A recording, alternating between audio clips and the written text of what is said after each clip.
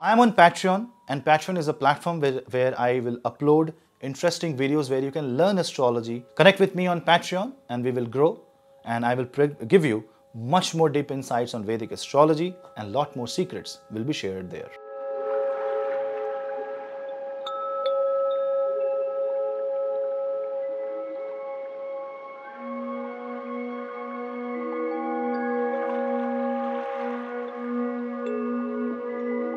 Hello Seekers, welcome to Punneits Astrology, your one-stop astro channel. Continuing with the Venus and the Nakshatra transit, Venus, which is in Purva Bhadrapada Nakshatra, will enter the second phase of the Bhadrapadas, which is the Uttara Bhadrapada Nakshatra, a nakshatra where the real spiritual growth happens. It's a very mystical nakshatra. If you see Purva Bhadrapada as a waterfall, the stream that is created after the water reaches the ground level is the Uttara Bhadrapada. Waterfall may be chaotic and dangerous, but the stream is pure and usable basically. So Uttara Bhadrapada shows the quality of life, it shows spiritual growth, it shows mystical Kundalini energies being associated, and the serpent energy associated with this nakshatra also indicates the Kundalini Shakti.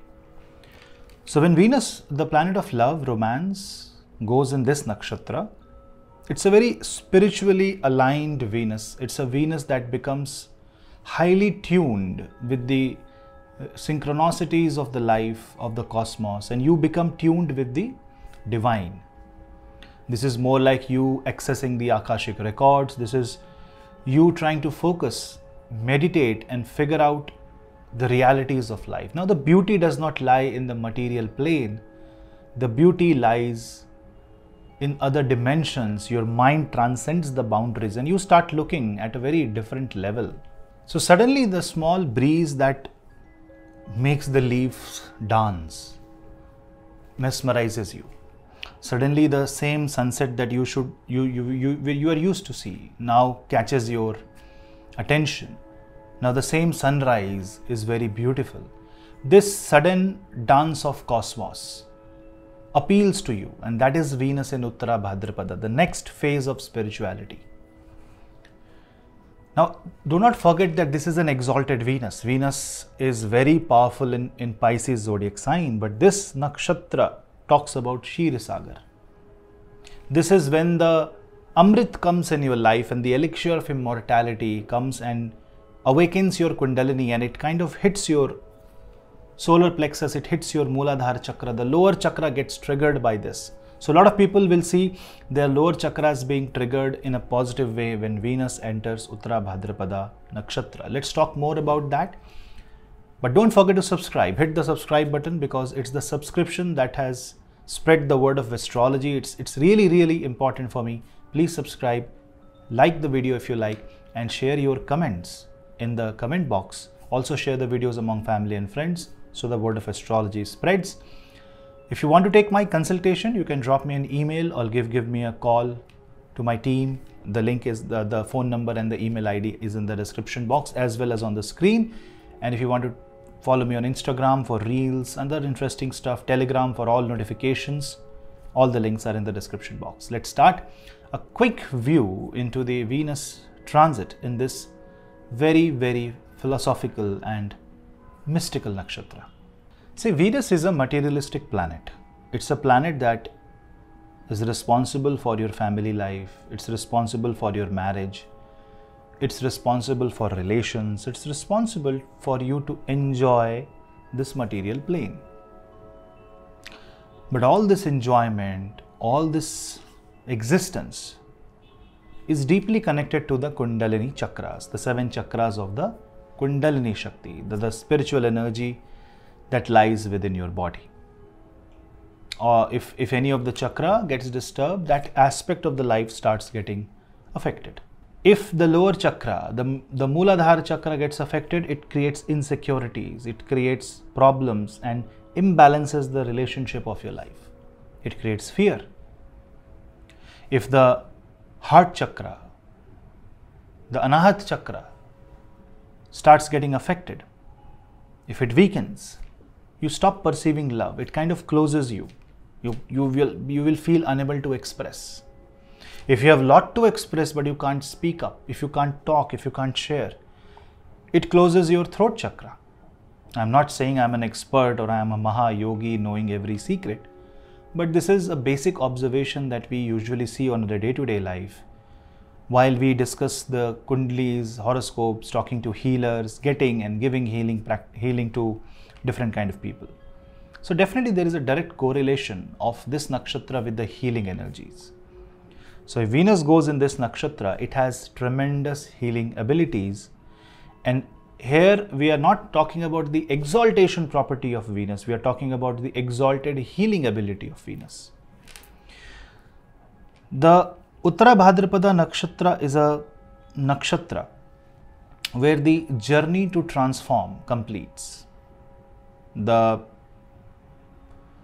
cocoon is changed, it becomes butterfly and you fly off, and that is where you enter into Revati nakshatra, the nakshatra of tremendous amount of wealth, as if you have entered the land of Kuber, where the Venus actually becomes exalted, where the actual Mahalakshmi's expression of Venus comes into existence. This is just before that. So everything is left behind and something new happens. It's a very spiritually inclined transit. Now, if you observe on the very moment when Venus enters Uttara Bhadrapada nakshatra, Sun and Rahu are coming close. Mercury is about to enter Aries zodiac sign. So you see, too many things happening in the Pisces zodiac.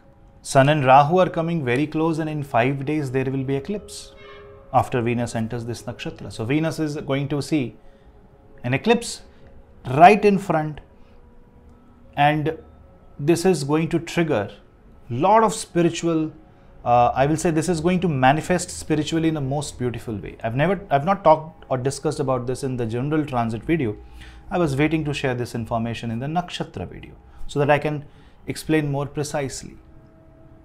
This time the eclipse is very, very spiritual, highly, I will say transcendental. It will affect your kundalini. If you are tuned to those energies, you will feel really good. Otherwise, there will be a little bit of disconnect. You may feel, you may enjoy, but still there will be a little bit of disconnect because these are spiritual forces. It is there to put you into the path of moksha. It does not matter who you are. Is it a good time to invest? No, wait for Venus to enter Revati. Is it a good time to play with a lot of money? Absolutely no. Because two things. 8th of April is when Venus gets to see an eclipse in front. 10th of April is when Venus gets to see a collision of Mars and Saturn in the previous house. Too much for this Venus to handle on a material plane. But on a spiritual plane, it is the beautiful and the most exciting transformation. What are the odds? What can be the negatives? People using substance, smoking, drinking, different stuff to reach that altered state. Absolutely worst idea. Mercury's entry back to Pisces is where you lose your consciousness. If you take it spiritually, beautiful transit, you are moving into the spiritual plane, losing all the negative stuff. Your mind is steady. It's on the alpha state. It is constant wave pattern. Any affliction in the chart can be corrected just by sheer willpower. And being in that state, it's like you have entered a state of samadhi. Come to the material plane, eclipse, negative. Saturn, Mars in the back, negative. A debilitated Mercury retrograde coming back and falling to Pisces, negative. Can create financial challenge. You can overspend money at places where you don't want. You might feel that you are doing something absolutely right, but once you execute that, after that you will realize something has gone wrong. Especially if you are Pisces ascendant, Pisces moon sign, Taurus ascendant, Taurus moon sign, Libra ascendant moon sign, Virgo ascendant moon sign. These 4 moon signs will be affected. If you have a planet in Uttara Bhadrapada nakshatra, or if you have moon in Uttara Bhadrapada nakshatra, then this is an excellent transit. Venus entering moon in Uttara Bhadrapada, over your moon in Uttara Bhadrapada is where you get tuned to the Devi, you get tuned to the divine. This is the time you should do maximum puja, and what beautiful time. You are also getting Navratra.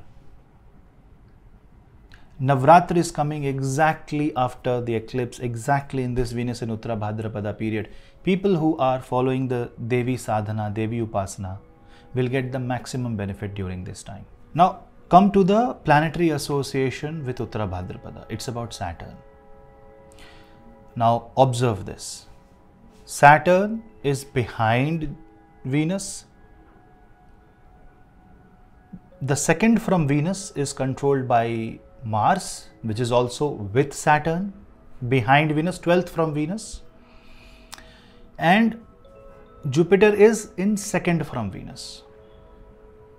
Jupiter is the lord of the house where Venus is placed. Now see the combination. It's as if, let's put Pisces as the ascendant. First lord in second house, second lord in 12th house, and 12th lord in 12th house. So see so much of connection. Now when that happens, you must be very watchful of the energies, because things will execute at the very last moment. Things will be delayed a bit, but accept those delays, because that's okay. If you get frustrated, if you are ready to face a challenge, if you want to throw a fist at this, it won't work for you. You need to follow the path of more spiritual side. So everyone who is spiritual will see a great boost, but anyone who is following tamasic path will see a bad result. Except few aghoris, few sannyasis who are already following the path of Guru, who are following the path of sadhana, you will be in a very good shape. You will be in a path of accelerated growth in the field of Devi Upasana. Let's say you are in great financial trouble and you don't know what to do. Maybe you can utilize this time to deeply connect to Ma Mahalakshmi by chanting Ashtalakshmi Stotra, Shri Suktam, 16 times every day continuously until Venus reaches Aries. In between, you will have 9 days of Navratra. You can pray to Ma Mahalakshmi then also. You can also pray to Ma Mahadurga. Now, Lakshmi is incomplete without Mahavishnu. So praying Vishnu Sahasranam is also an excellent remedy. Now, for people who follow Mahashiv, what can you do? Nothing. You can pray to Ma Mahakali. For us, the forces and manifestations are different, but you will be surprised. Everything is one and the same. It's just different forms of energy. And yes, for us, for our existence, this difference is needed, because we cannot comprehend what happens at the higher dimension. But this Venus can give you a glimpse. But please do not use any negative substance just to take a peek into that particular world, because that is going to destroy you forever. That's the illusion and the tamas of Rahu.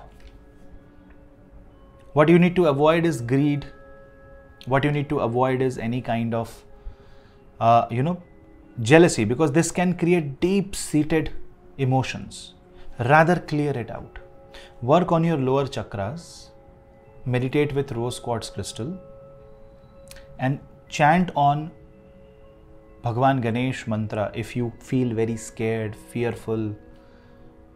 Simply Om Gam Ganapate Namah, Om Gam Ganapate Namah, Om Gam Ganapate Namah. The voice should not come from your throat, but from your heart, from the diaphragm. And you will see the difference. Different forms of pranayam will really help you. Donate water. Avoid sugar, sugary drinks during this time. That can trigger some disease in your body. And overall, Venus in Uttara Bhadrapada is usually good because of the Saturn quality. It brings patience. Venus in Uttara Bhadrapada is like still water, a laminar flow, a stream of Ganga Jal flowing from the Gangotri, and you can easily put your hand and feet in that water and you will feel bliss and pure, I will say ecstasy, the pure divine expression. This is just before Revati. where all the treasures are there. But Revati is more like Swarg. You have entered the realm of different treasure, different dimension. But before that, Venus in Uttara Bhadrapada will work wonderfully and brilliantly for you. For Aries, this is about meditation, donation, sacrifice. For Taurus, it's more about manifestation of your desire, but also control of your desire. For Gemini, this is more about your own karma, realizing your true potential, working on your good and bad. For Cancer, this is about dharma, doing pilgrimage, being happy even if you are following a path that is not what you want, but it is as per the dharma. For Leo, it's about transformation. It's about true meditation, true Kundalini Jagran. For Virgo, it's about being in one with the cosmos, accessing Akashic records, following the path of meditation and coming in unity with your life partner. For Libra, this is about healing. This is about discarding negativity, leaving the toxic behind. For Scorpio, this is about learning. This is more about rediscovering yourself, rejecting the past and welcoming the new future. For Sagittarius, this is about being happy and staying happy. This is about taking an inner samadhi, following the path of Ma Mahalakshmi. For Capricorn, this is about creative expression, spreading the word of positivity and also accessing your own true potential. Practice. For Aquarius, this is about eating good, being right in the family, and being the one with higher wisdom, practicing silence, and focusing on the true use of your wealth.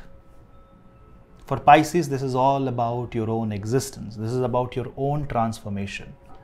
It's about soul realignment and realigning to the spiritual path. So it's a beautiful transit. Make the best use of it.